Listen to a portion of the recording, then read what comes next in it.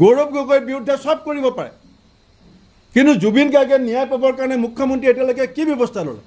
প্ৰত্যেকটো কথাত পাভলতি মাৰিব বিচাৰিছিলে, প্ৰত্যেকটো কথা গাপ দিবলৈ বিচাৰিছিলে।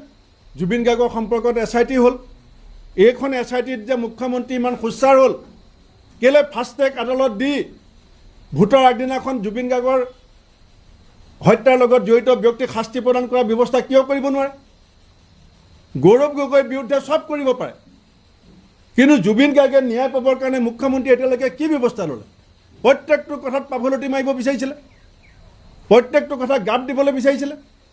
গতিকে অসমৰ মানুহে এই কথাখিনি ভালকৈ চাই আছে, আৰু মুখ্যমন্ত্ৰী ডাঙৰীয়া, আপোনাৰ চাম দাম দণ্ড ভেদ চল বল কৌশলৰ ৰাজনীতি আজি তাৰিখলৈকে 100% ব্যৰ্থ হৈছে। মই গৌৰৱ গগৈ ডাঙৰীয়াক ভূয়সী প্ৰশংসা কৰিছোঁ যে তেখেতে জোকৰ মুখত চূণ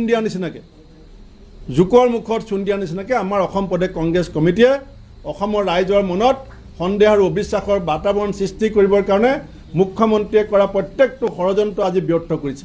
ধন্যবাদ।